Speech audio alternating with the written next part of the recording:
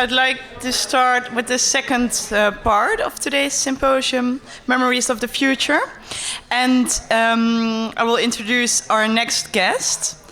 That's René Boer. René Boer works as an urban and architectural researcher, writer, and activist. And he is the managing editor at the research studio Field Architecture. Field Architecture is a research platform that aims to open up new perspectives on urban failure. He was, because he just finished, a critic in residence at the International Architecture Biennale in Rotterdam, and he is working on a documentary on Amsterdam's A10 ring road. His work focuses on, among other topics, grassroots urban practices, architecture's urban afterlife, and artistic representations of the built environment. And today he will critically review the techno-optimism of the smart city and embark on a journey into the dystopian landscapes of the city of the future. René.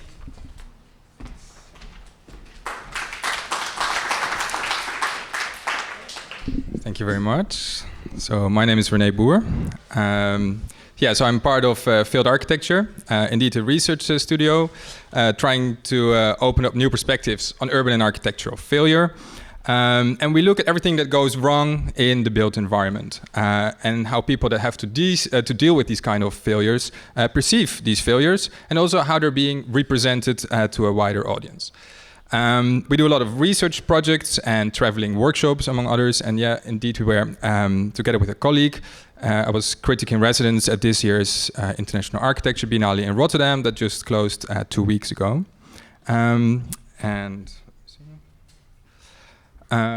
This is our website. And this year's theme focused on the next economy. And they tried to find out what the urban economy of the future looks like and how this will shape the cities of the future. This was done through lengthy debates, but also through a selection of projects on show. And what's really interesting for today's topic is that all these projects were actually contemporary projects from around the world, but that all of them, according to the curators, already contained some elements of the future city, such as specific technologies or social systems. So in this case, a visitor of the Biennale could mentally construct the future city and its next economy from the wealth of experiences, references, mechanisms, and technologies on show, all of which already exist somewhere in the world. And obviously, as has already been said before, all the projections of the future are already based on the set of references that exist in our heads, or memories, as we might call them. And of course, this specific imagination of the future is just one possibility out of many possible futures. And to emphasize the urgency of thinking about these futures, the curators also developed a separate, rather dystopian imagination, which was presented in the form of a virtual reality installation, which you can see here. I'm actually not so sure about the graphics of this VR installation. It was quite traditional. It looks very much like the Jetson aesthetics we've seen before. But I think it's not only about these visual languages. I think actually this imagination, or this dystopian imagination that was presented there, contained actually quite a few good ideas and quite a few interesting references that we might take into account when we think about cities and architecture. So I don't know, some of you might have already experienced this VR installation. I'm still going to show it anyway, because it gives quite an interesting idea. And it's actually quite an unsettling glimpse of how the future urban experience might look like for some people, with smooth, frictionless urban landscapes, smart technologies in control, and elite access to differentiated services. So let's have a look.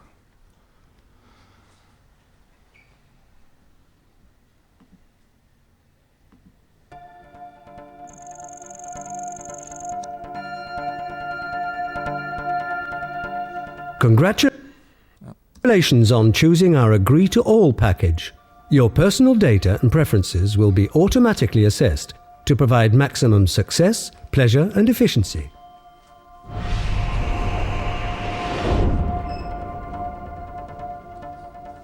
Welcome to the next economy. Let us show you a world where regret and frustration are a thing of the past. A world where, as a premium member, you're assured of a brighter future. It's time to explore new horizons. Let's go to the next one.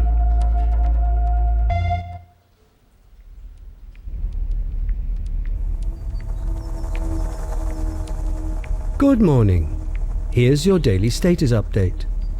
You haven't been in your study for the last 3 days. Therefore, the power will be turned off until further notice to reduce your bill.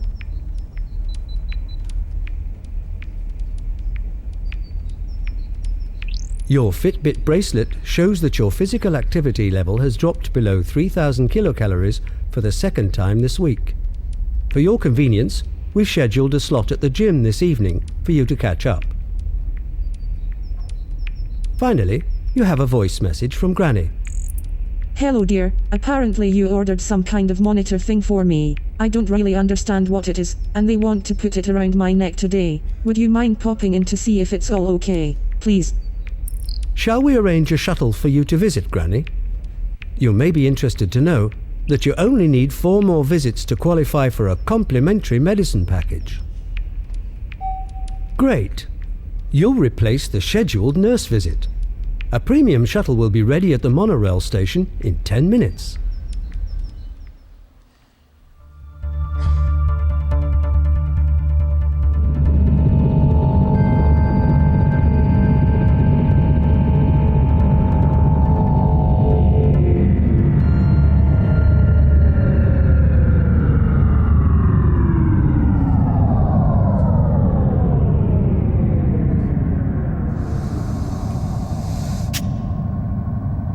We regret to inform you that this service has been temporarily halted due to a customer incident ahead. We cannot move until this issue is resolved. Premium members can be rerouted to avoid further delay.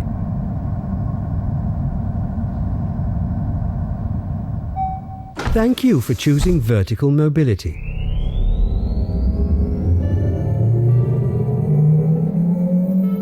You'll arrive at your destination 10 minutes ahead of schedule.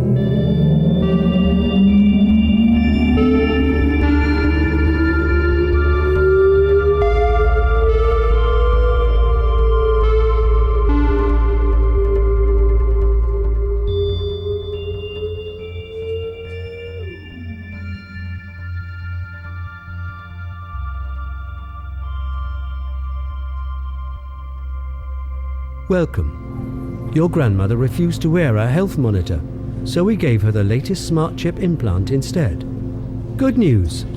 The implant indicates that Granny enjoys a 25.1% health status.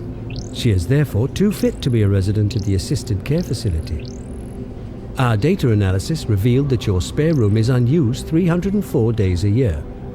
In addition, to visit Granny, you annually expend 500 kilograms of carbon and 200,000 credits. Therefore, in line with the premium Caring and Sharing Senior Citizens package you arranged for your grandmother, we propose that she moves in with you. Congratulations! Your ability to personally care for Granny will extend her life by an estimated 10 years. We wish you many happy years together.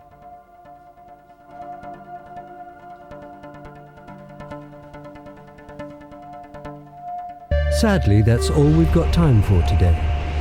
This was just a glimpse behind the curtain of tomorrow.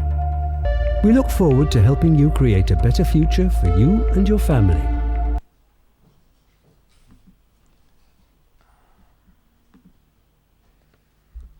All right. Yeah, so as you can see, I think the graphics were not really the important thing, but more like some of the ideas about like how the smart city might evolve in the future city. And I think that's actually these kind of things are quite important to think through. Still, these were a bit sketchy here in this installation, and we thought it would be and some of these ideas actually overlap with how we at Field Architecture think the future city might work at some point. And there we thought it would be interesting for us as being critics in residence to clarify maybe a bit of this imagination of that was being presented by getting out of the Jetson aesthetics and into maybe just actually a written article in which we extend this imagination based on all kinds of actually existing examples from our own research and experiences. So we start to explore our own set of references and case studies and highlight developments that we think are key and will shape the city of the future. And this resulted in an extrapolation, so to say, of the imagination of the installation. And let me see. This imagination contains some elements, and I think they're actually quite important because this is probably the kind of the physical, but also like the social, the political, and the aesthetical environment that if we don't change the course or the direction of current politics, we all have to live in, but also as designers or architects or urbanists, we have to deal with. First of all, real control. So I'm now going into this dystopian imagination that we developed as an extrapolation of this VR installation. First of all, we're witnessing actually a growing dominance of the real estate sector that already gave rise to a more speculative economy over the last few decades, and it continues actually to focus on providing offices, shopping malls, and housing for the more well-to-do. And we also see that this growing dominance of the real estate sector is increasing the influence of the corporate sector on the production of space in general. And this also means that the decisions that are normally made democratically are gradually being replaced by decisions taken in corporate boardrooms. You see here, for example, an image of IJDOC, a project in the center of Amsterdam, actually in the middle of the IJ River, which was one of the first large urban transformation projects in Amsterdam that contained no affordable housing at all. Extra extraction. We also see the intensification of what Maarten Heyer has called the extractive economy. Actually, which refers to the idea that money that's being made in the real estate sector, but also elsewhere in the city, doesn't circulate in the city, but actually quickly leaves and kind of evaporates and ends up in the hands of a few somewhere else, probably also tax havens. And we also see that cities are increasingly opening themselves up for extraction, competing for global flows of money through city marketing campaigns aimed at foreign investors and visitors.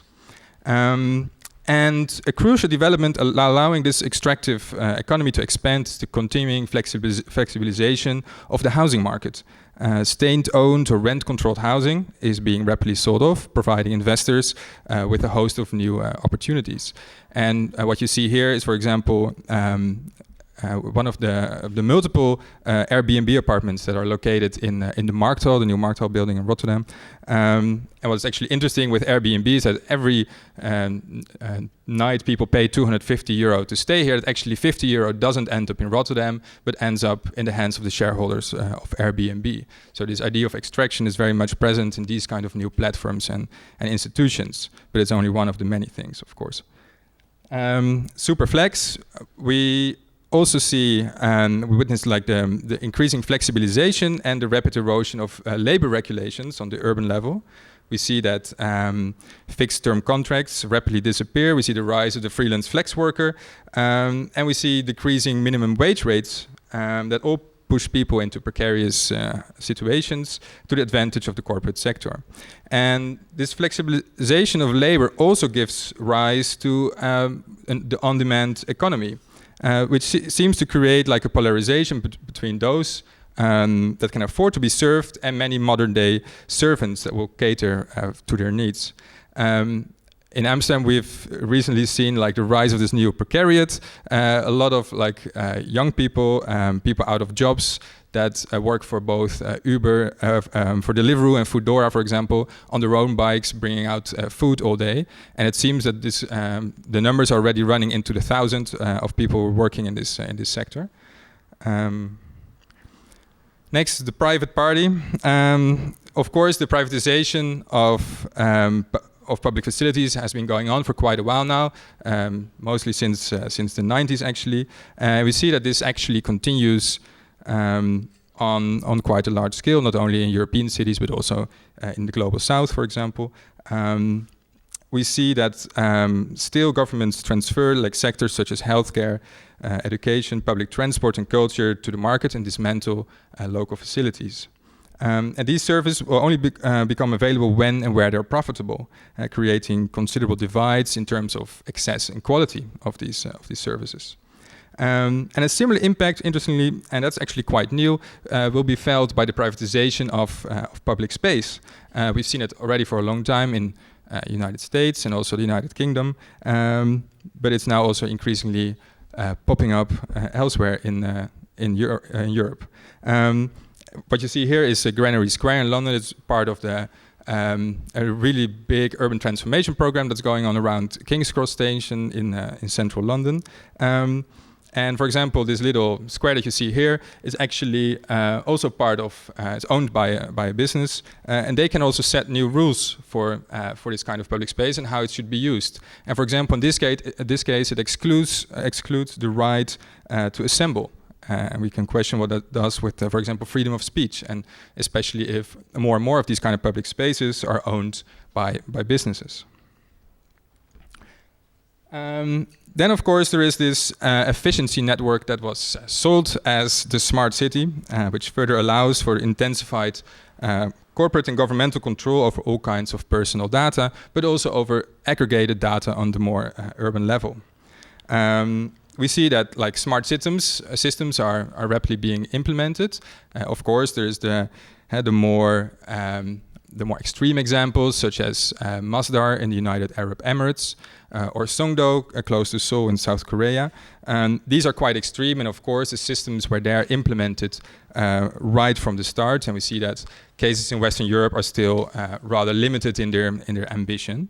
But for example, in Amsterdam is already getting quite active, making promo videos from which this is a still, and they're trying to connect different smart systems that are already in place at the moment. And what is so striking about these smart systems actually is that they don't address any of the actual existing problems in Amsterdam or in other cities, but only allow for more control and for the further smoothing, almost in the VR installation of the Biennale, the smoothing of an already heavily controlled, frictionless and smooth urban environment. What is also very interesting is, for example, is this Sesame Credits program. I just learned about that this week, but apparently this is a new system which is rolled out by the government in China that allows you to gain credits if you buy the right Chinese products, or if you behave in a certain way, or like do things on certain websites. And with these credits, you get like preferential access to housing, for example, or specific kind of products, etc. And it's going to be a mandatory system by 2020. I think it's a very interesting development. The environmental elites. What we also see is that there is still, despite also the recent agreements in Paris, that many environmental regulations are still being undermined, actually, on the urban scale, but also on the global scale. Both developments have actually a significant impact on cities, although the effects are not really quite evenly distributed. We see, for example, on the urban scale that surplus waste and polluting activities will as much as possible shifted towards poorer areas, actually. While those who can afford it try to hide in green enclaves. Last year I lived in Cairo. This is an example from there. And you see that actually a lot of waste is being dumped in specific neighborhoods where local communities do the processing of waste, while the more well-to-do are trying to hide in lush suburban gated communities, which are fenced off by very cynical billboards, such as this one. You might say this only happens in such extreme circumstances. We don't see this in Europe. What's of course interesting is that the rising CO2 levels that fuel rapid intensification of climate change, which are largely generated here, of course. Actually, the impact of this intensification of climate change is largely be felt in the less protected and vulnerable and unprepared urban areas in the global south. So there is very much this connection that can be made. Yeah, so the fortified fragmentation. I think many of the developments that I've mentioned might result in fractured, unequal, and unsustainable urban landscapes. Witness the consolidation of isolated, greenwashed, seemingly perfect enclaves for a global elite, which will be safe, sterile, strictly controlled, and equipped with privatized, high-quality facilities. And the historical inner cities of Western Europe might become such enclaves, or already are maybe, but also the gated communities of the global south are another such manifestation of an enclave. And beyond these areas, there is some kind of surplus urbanity that is proliferating. Large stretches of urbanized suburbia, from the banlieue in Europe to the large housing estates in Asia, to the favelas, which will be home to the world's majorities, and which also have to absorb growing migrant flows. And while differing strongly from each other, they will in general have like worse facilities, if they have any facilities at all. They will be increasingly unplanned, they will be more polluted, and they will be more vulnerable towards natural or man-made disasters. And inhabitants of these places are likely to work hard in multiple precarious jobs to afford a place actually to live in these areas, and will have considerably lower life expectancies. Here again you see an interesting example from Cairo. You see two hotels next to the Nile River and the Bulak slum or informal settlement just next to these hotels. What was very interesting is that I attended a conference on the second floor of this hotel by UN Habitat, which is a large UN body talking about the future of cities. And it was actually in no way, there was no connection at all between the discussions that were being held in the tower and what was going around that tower. And there was also no way actually to go there. So I mean, you could go out, but then actually the only way you can get out of the hotel is by taking a taxi and going on the highway. It's almost impossible to reach these areas around there. And what we'll see is that these urban landscapes, they will be separated and fractured, like they're here, by borders with different regimes of access. The enclaves will be protected by sometimes like heavily fortified borders, but maybe in the future also by virtual borders. For example, it was an interesting case that I found out like yesterday. There's now this new system of car2go. I don't know if you know it. You can easily rent a car for per minute in Amsterdam, but also many other cities. And it's interesting to look actually at the catchment area of car2go in Amsterdam. You see that this service is only offered, it's in quite large parts of the city, but currently all the poorer areas of the city are at the moment not on the service area of car2go. I mean, and car2go is not a life-saving technology, I would say, but still it's interesting to see that new mobility services that are being invented are actually only catering to the well-to-do and exclude large groups of the inhabitants of Amsterdam. So what we see is that we're moving towards like highly unequal, but also highly segregated and controlled urban landscapes. And yes, I think this is quite a dystopian imagination, a very dystopian imagination. But the interesting thing is that this city of the future of this imagination might actually already to a large extent be among us. Thank you very much.